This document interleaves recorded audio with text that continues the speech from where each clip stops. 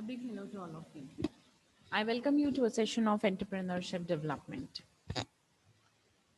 Through today's session, students will be able to understand the meaning of entrepreneurial motivation. The students will be able to understand the motivational cycle or process, and the students will be able to understand various theories of entrepreneurial motivation. So let's begin the session. First, let's try to understand the concept of entrepreneurial motivation. Motivation or entrepreneurial motivation is the process of transforming an ordinary individual to a powerful businessman who can create opportunities for himself as well as for others and helps in maximizing wealth and thereby contribute to the economic development of the nation.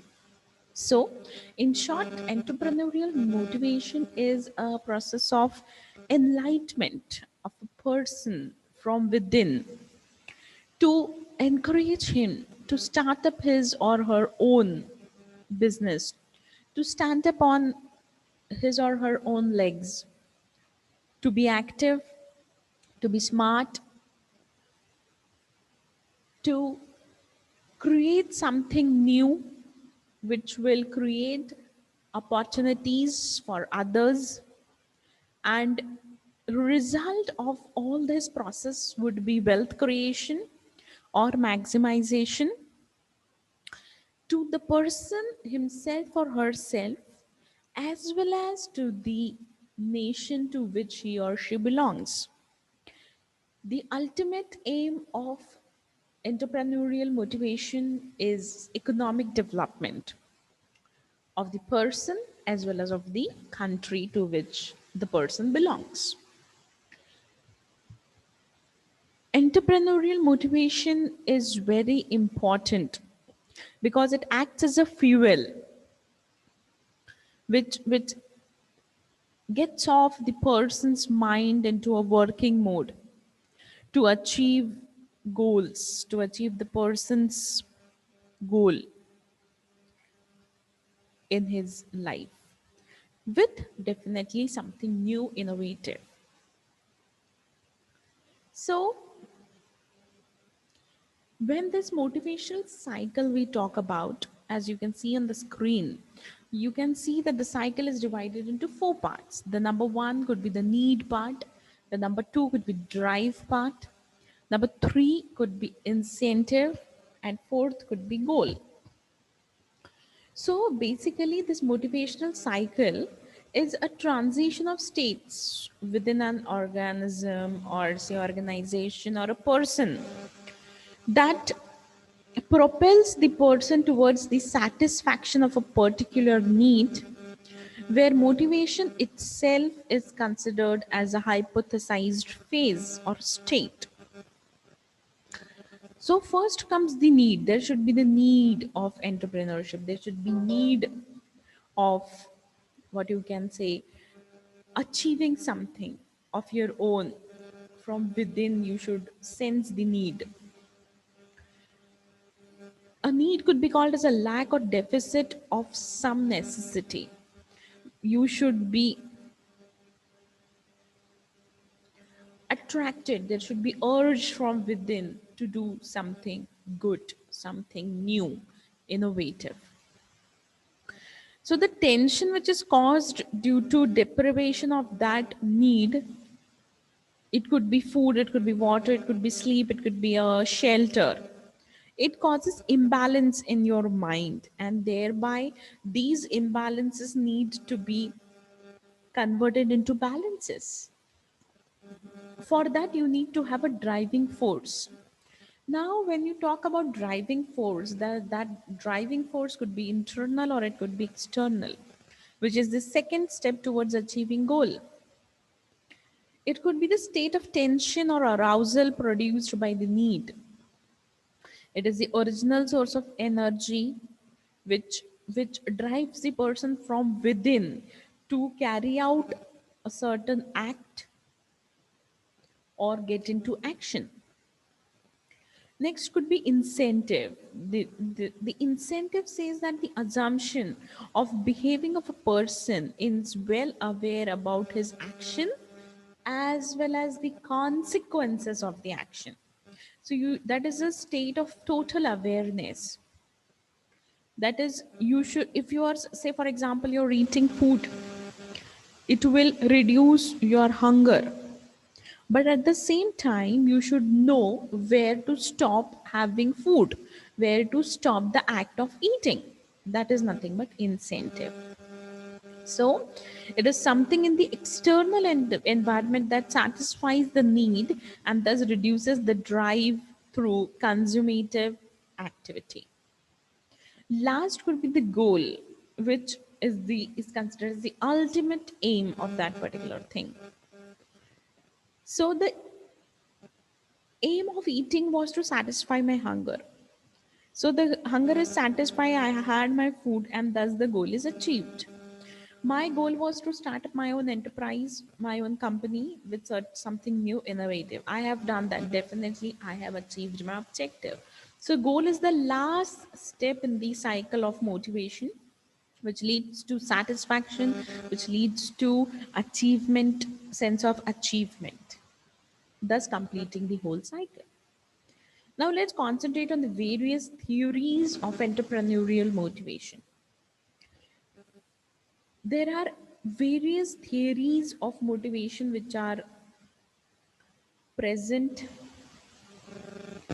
out of which the three most important, most effective theories are displayed on the screen. Number one is the Maslow's need hierarchy. Number two is the Heisenberg's motivation or hygiene theory. And the last is McGregor's theory X and theory Y.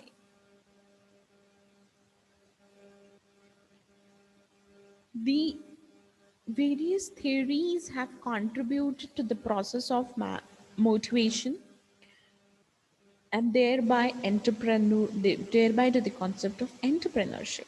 So let's study each of these theories in detail. The number one is the Maslow's need hierarchy theory. Abraham Maslow was a person who suggested five stages of motivation of any person. He put those stages into a pyramid shaped diagram that the need goes on increasing as we go one step ahead, but the number of people in every stage differs, and hence he has chosen this pyramid shape for this particular representation of his theory. The number one category, psychological needs, these are the needs which are required by the largest number of people out there, by the maximum people. Then, as we go one step ahead, the number of people who want to achieve these needs are less. Number one is the psychological needs, that is the basic survival necessities, that is food, shelter, water, warmth, etc. If these basic needs are satisfied, then the second category of need arises, that is safety needs. Safety needs comes from protection from threats, deprivation, and other dangers, such as safety and security. If you have nothing to eat, first you will look for something to eat. If you have ample of food at your place, if you have proper place to live, if you have proper clothes to wear, then you will have a state of mind that all my things should remain in place intact. That is, I should protect these things. That's the safety needs. I should put a lock to the cupboard.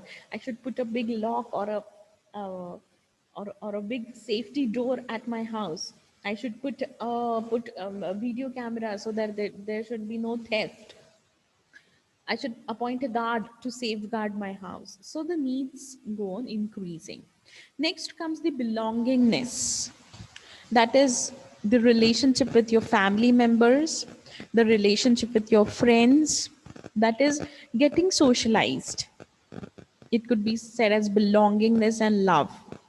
That is the feeling of association, affiliation with some person. It could be your parents, it could be your brothers or sisters, or your husband, wife, spouse, anybody. If these psychological needs are satisfied, then arises the esteem needs, where a person tries to search for a place in the society where he is respected, where he could have prestige, or he should accomplish something in his life. Last step could be self actualization, that is the opportunity to personal development, achieving one's potential. And here it is the smallest part, because there are only few people who reach this stage. Self actualization is the highest level need to which a human being can aspire. So, according to the Maslow's need of hierarchy, there is need of motivation so that a person moves up from basic to psychological and thereby to the self fulfillment needs. Next comes the Hazarberg's motivation theory. Hazarberg has given two factors. Number one are the motivator factors, and number two are the hygiene factors. Hygiene factors are needed to make sure that employee is not dissatisfied, such as company policies, supervision, relationship, work conditions, remuneration, salary, and security, which are at the end of the company. Whereas motivation factors are needed for ensuring employee satisfaction and motivation for higher performance. That is, it should come from within. The company can motivate you, but you need to you should have the urge to achieve something. You should have the urge to recognize, to gain some recognition, to work itself on the responsibility, advancement, and your own growth. So, mere presence of hygiene factors does not guarantee motivation. Presence of motivation factors in the absence of hygiene factors won't work either. So, there should be a combination of both these factors, that is, hygiene as well as motivators. Last is the theory of X and Y. In this theory was given by Douglas McGregor, where he formulated two distinct views of human beings based upon the participation of the workers to his experiment. So first, let's look at the assumptions of, say, people belonging to the category of theory X. They assume that an average employee intrinsically does not like work and tries to escape it whenever possible. X belongs to the category of people who dislike work, who always avoid work, who are quite lazy in the nature, and they definitely they want job security, but they are least ambitious. They have no inspiration or aspirations in their life. They don't like to take responsibilities.